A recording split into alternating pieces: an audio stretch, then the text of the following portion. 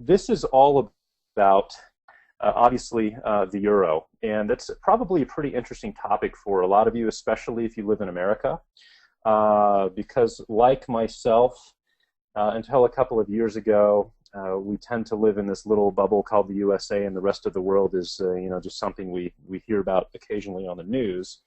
Um, so that's why I really wanted to share this information with you guys today, because the world is quickly becoming much, much smaller. All of the financial markets are obviously tied together, and that's becoming very obvious to everybody, even those of us in the good old US of A.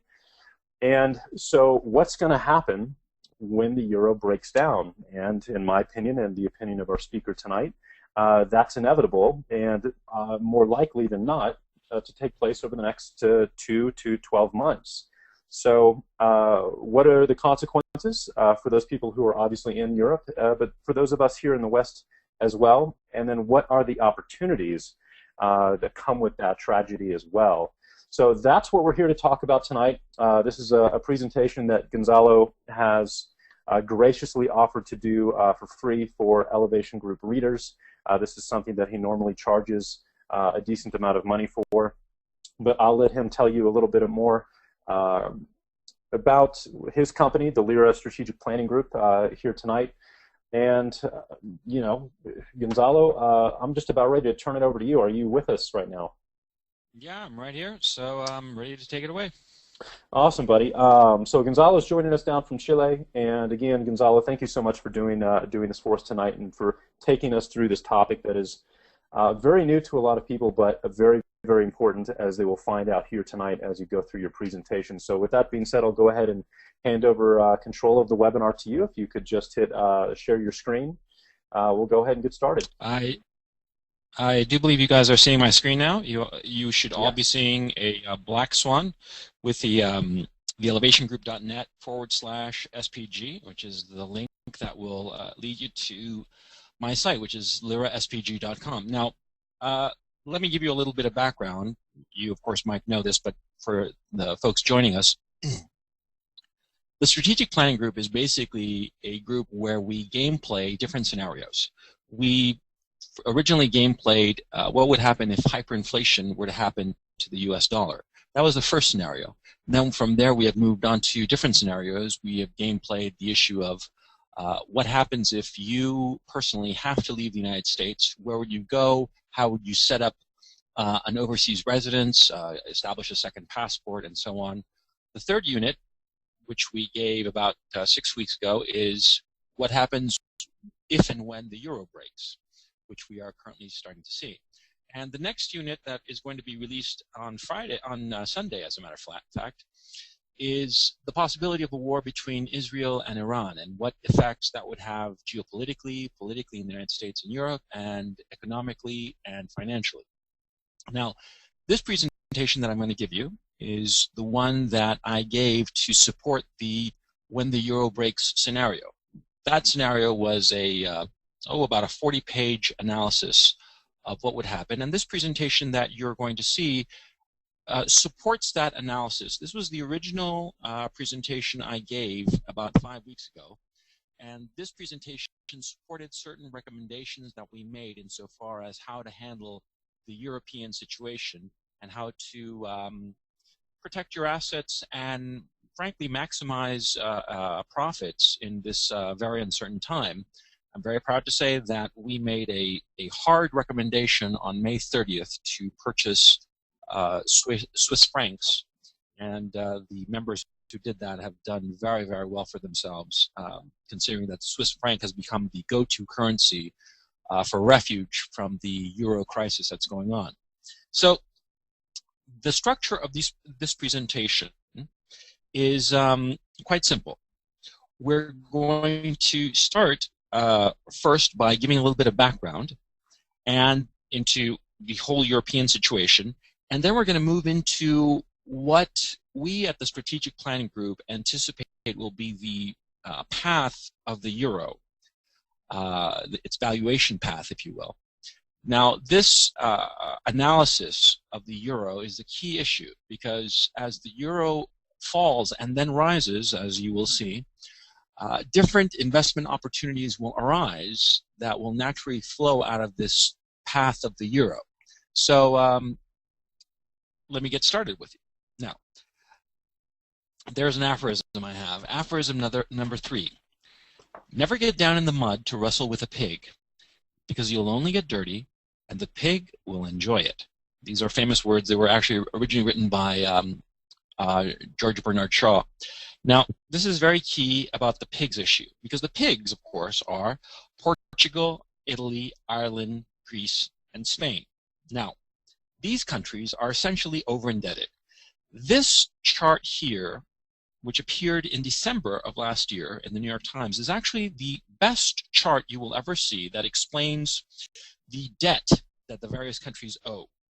If you see there, these sizes are relative. That is, the small blue dot there for Greece, is representative of how much debt it has, total debt it has, versus the total debt of Italy, which is the green blob there, and the total debt of Ireland, and the total debt of Spain, and the total debt of Portugal. Now, as you can see, of course, we've been, or let me rephrase that, the Eurocrats have been futzing around with Greece, and as you can see there, the total debt as of December 2010 is $236 billion. I mean, it's quite a bit of money, but insofar as the whole grand scheme of things is concerned, it's pretty small.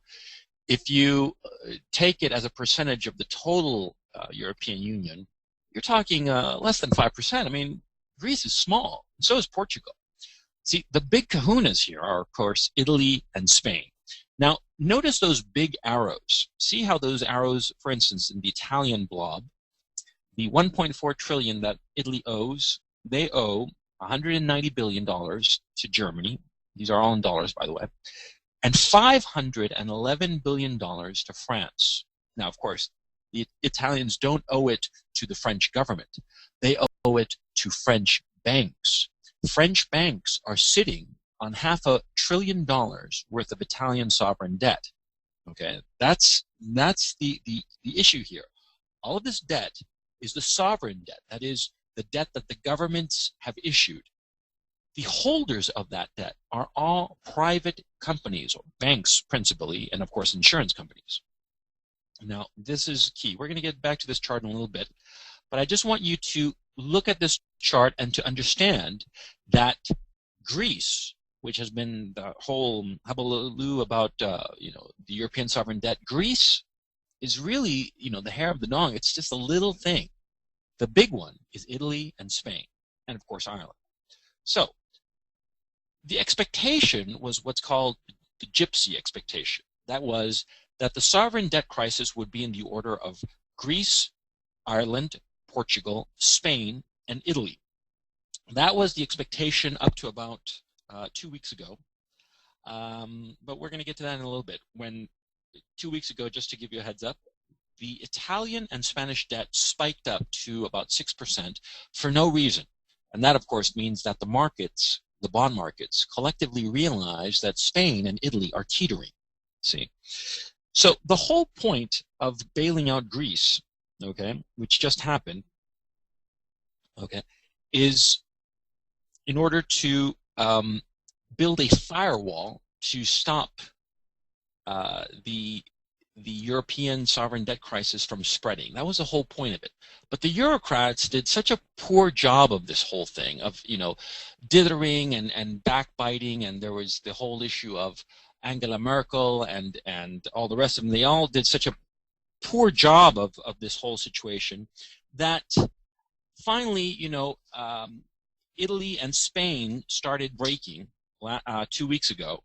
And so it's sort of like, it was pretty much a waste of time. But anyway, the whole point of Greece, what Greece got bailed out, it was a combination of austerity and haircuts. Haircuts are the common term in finance for when people who have bonds suffer a loss on those bonds. Not a total loss. It's not that they lose 100 cents on the dollar. A haircut is when they lose, anywhere from 1 cent on the dollar to 20 or 30 cents on the dollar. That's what's considered a haircut. Okay, I'm of course simplifying, but it's so that you understand the basic notion of what's going on. Now, the Greek austerity measures are, of course, raising taxes and cutting social services, because the generalized impression, and this is correct, is that Greece basically went on a spending spree. And they bought a whole bunch of stuff and promised their people a whole bunch of social services that they simply could not carry through and finance. And so there's going to be austerity measures, and there are going to be European banks taking haircuts. Now, what did Greece do for this deal? They promised to cut spending and raise taxes, about $28 billion over 5 years. They promised to collect taxes from the top 20%. This is something that people don't quite realize, but Greece is basically Argentina of Europe. You know, the top 20% of the population routinely gets out of paying taxes. And in point of fact, it's been calculated by IMF economists and confirmed by other independent economists that if the Greeks actually had collected the taxes from the top 20% of the population that the top 20% owed, they wouldn't be in the hole that they're in. They would have had, they would not be in the sovereign debt crisis. So this issue of collecting taxes is a big deal, and it remains to be seen if the Greeks will actually do it, because they made the same promise last year for the last bailout. So in exchange, Greece is getting $12 billion from the European Union and the IMF. This is tranche 5 of last year's $110 billion bailout. And they are additionally going to be getting another bailout round, which is going to be approved in September. Now, what did the banks do?